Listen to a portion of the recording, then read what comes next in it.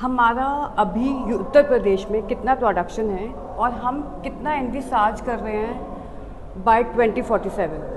अभी हमारा प्रोडक्शन तकरीबन 13 लाख टन है ऑल इंक्लूसिव, क्योंकि यूपी हमारा इनलैंड स्टेट है, मेजरली इनलैंड फिशरीज है।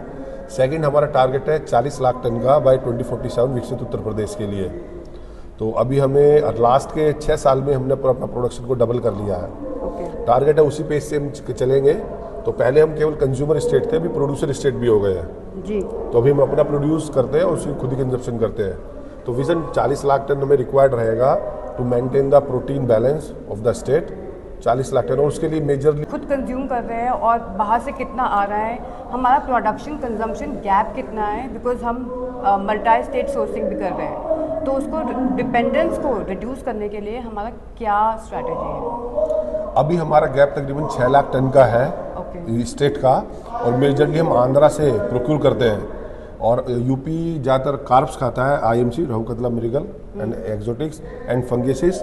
अभी धीरे धीरे ग्रेजुअली तिलापिया का भी मार्केट हो रहा है। बाकी वेरी स्मॉल परसेंटेज में हाई वैल्यू फिशेज भी है, जैसे सिंगी, देसी मांगुर, पाबदा, मरल, बट वो बड़ी स्मॉल क्वांटिटीज़ में है।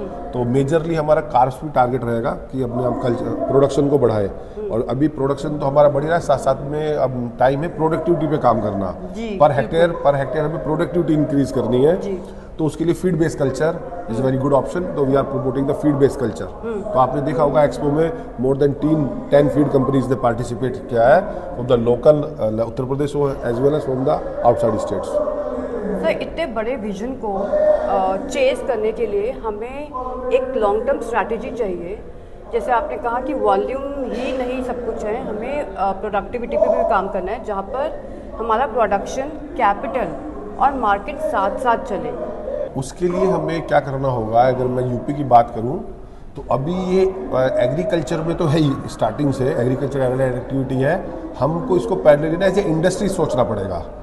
जब कोई भी फार्मर हो, कोई भी कॉमन पीपल हो, इंडस्ट्रियलिस्ट हो या बिजनेसमैन हो, जब आप उसको अगर एज ए इंडस्ट्री सोचते हैं तो आपका एक अप्रोच चेंज हो जाता है जी। तो जब इंडस्ट्री की तरह हम सोचेंगे इसको, एक्वा इंडस्ट्री ना कि एक्वा फार्मिंग जी, तो हम स्पीड भी पकड़ेंगे और हम प्रोडक्टिविटी पे भी काम करेंगे। पैरेलली हम पोस्ट प्रोसेसिंग पे भी काम करेंगे, जिसमें आपका कोल्ड चेन, प्रोसेसिंग और एक्सपोर्ट आएगा।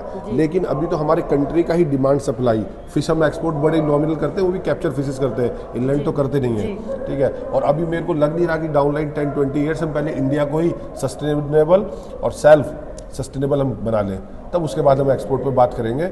या कोई हाई वैल्यू फिश एक्सपोर्ट कर सकते हैं, और वो as per our requirement of my neighbouring countries जी।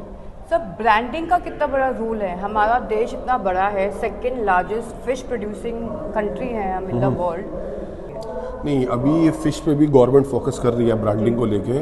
जैसे आप देखिए कि पहले दूध के टाइटल चले तो दूध कितना आगे बढ़ गया, फिर आया संडे या मंडे रोज खाओ वनडे, तो पोल्ट्री इंडस्ट्री बड़ी हो गई। तो अभी fish for health, fish for wealth, right, खाओ झींगा, रहो झींगा लाला। तो ऐसे ऐसे जो स्लोगन्स आ रहे हैं वो गवर्नमेंट लोगों भी प्रमोट कर रही है।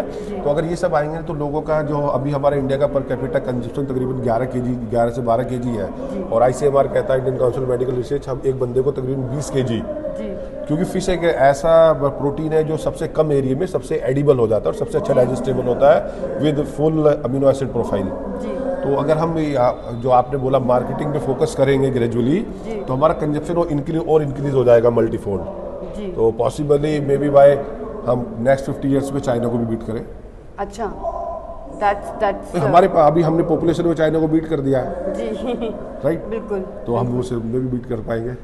Great. Thank you so much mister Rajneesh, it was a pleasure to have you. Thank you Richa. Thank you.